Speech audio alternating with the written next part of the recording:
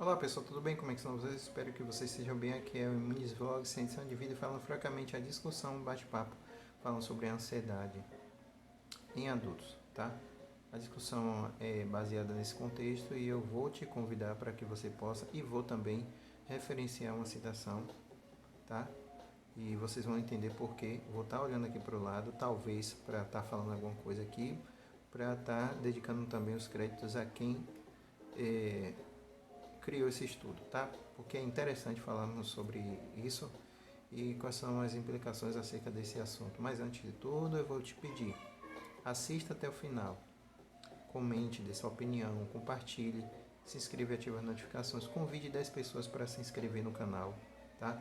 É uma campanha que eu estou fazendo, uma campanha que vai também estar motivando eu a criar novos vídeos quando você comentar sobre algum assunto que eu poderia estar falando aqui no vídeo.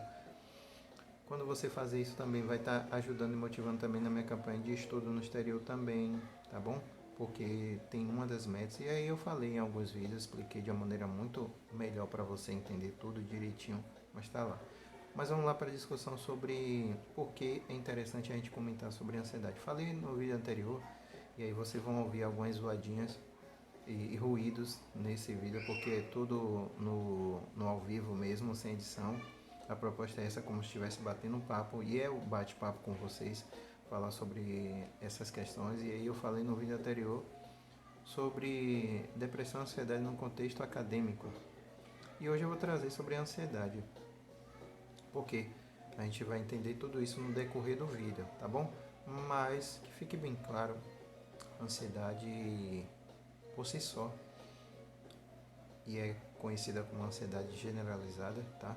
E aí eu já falei sobre ansiedade, trouxe as questões do DSM-5, tá? Para vocês entenderem de uma maneira muito mais técnica e explicar essa maneira técnica, essa forma técnica que é descrita no DSM-5 e no CID também, quais são as siglas. Falei tudo disso no vídeo. Se você correr para a minha categoria playlist, que é o E Vamos Conversar de São Saúde Emocional, você vai entender muito legal nessa parte técnica. Mas aqui é um bate-papo e eu vou tratar, apesar de estar citando alguma informação, mas é importante, tá? Vou dedicar isso daí aos créditos ao artigo de 2019, que tem como um tema a prevalência de ansiedade e fatores associados em adultos. E os créditos vai para Costa, Branco, Vieira, Souza e Silva, tá bom?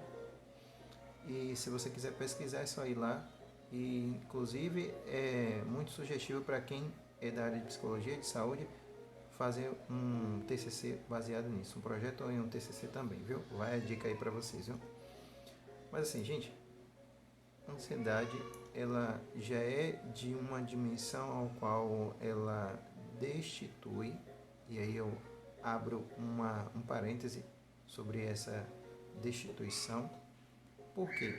A pessoa se sente incapaz de fazer as suas atividades que lhe são agradáveis. É por isso que no vídeo anterior eu falei que ela tem um pezinho na depressão, porque ela atrai esse novo contexto na vida da pessoa.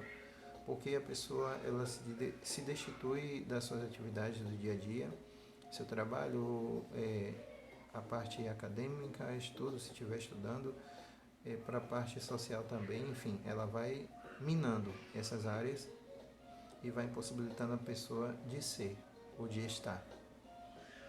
E ela tem essa conexão com esse mundo da depressão também. Discuti isso no vídeo anterior, mas só para vocês terem ideia.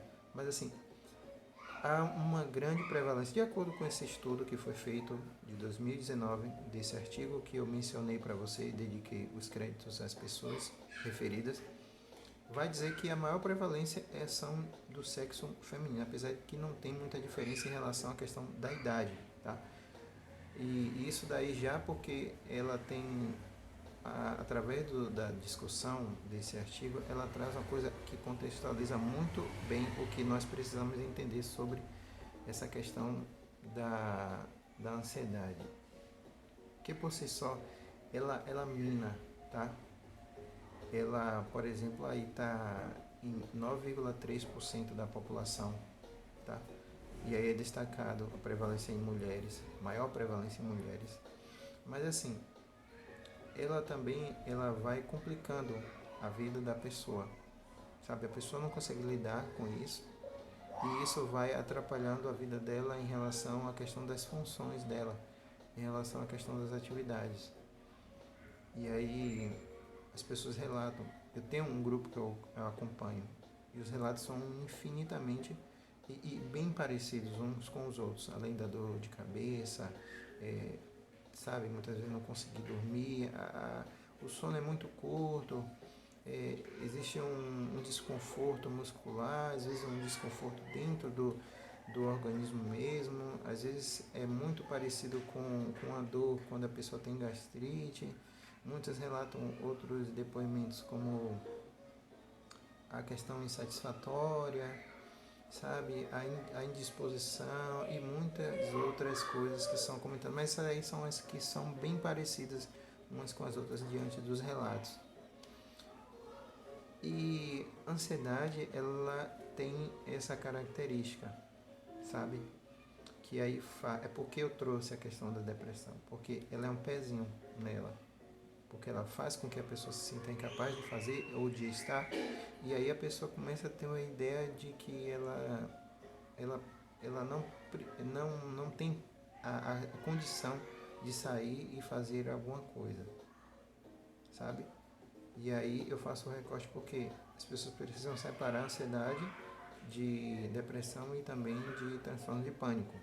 Ansiedade não. Ansiedade você fica ali prevendo que pode, sabe, você ficar com aquela constância, sabe, aquele frenesi e você, essa inquietação, ela lhe gerar alguns desconfortos, sabe? E isso daí causa uma angústia na pessoa, isso causa uma inquietação, porque a pessoa, ao mesmo tempo que ela sente que ela precisa fazer algo, ela sente também que ela está incapacitada de fazer aquelas coisas, tá? E isso lhe gera uma série de reações físicas, sabe? Reações do ponto de vista do pensamento, em relação das atitudes, sabe? Diferente da depressão que embota, na ansiedade ela fica aflorada, talvez para querer fazer algo, mas se sentir incapaz por conta dessas reações, tá? E aí, isso daí pode gerar alguns outros problemas. Eu já até falei anteriormente que pode sim. Depressão é uma delas. E a pessoa começa a se distanciar muito mais ainda. E achar que não vai conseguir, que o final vai ser isso, sabe? Mas é interessante que nesse contexto, você está vendo essa zoada aí, gente. É isso mesmo. Muita criança numa rua dá nisso aí. Mas, voltando para o que a gente estava discutindo, na ansiedade tem essa questão, tá? E aí eu referi, por exemplo, esse estudo, tá? Estou com ele aqui aberto para vocês, não para vocês verem, mas para eu estar olhando também. Mas assim, quando eu corri, eu bati logo nessa questão da prevalência das mulheres, sabe? Não tem muita diferença em questão de idade, tá? Mas assim, o que eu pude perceber também, que aí eu poderia comentar aqui para vocês, por exemplo, as comorbidades que são frequentes em casos de ansiedade, que eu falei para vocês. E aí a pessoa pode adquirir outros transtornos, como por exemplo a depressão, ou por exemplo pânico, sabe? E aí eu comentei sobre a questão da deficiência na vida diária, e aí é comentado também.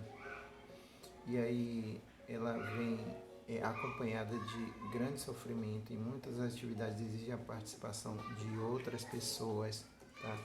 E isso não só, gente, no contexto do dia a dia, mas para fazer coisas também, sabe? Fazer coisas. A pessoa precisa de alguém do lado para acompanhar. Fazer o cortezinho. Espero que vocês tenham gostado. Comente, compartilhe, se inscreva e ative as notificações. Eu vou ficando por aqui. Faça o exercício. manda esse vídeo para 10 pessoas e pede para ela fazer o mesmo que vocês fizeram, tá bom? Forte abraço, pessoal. Fui.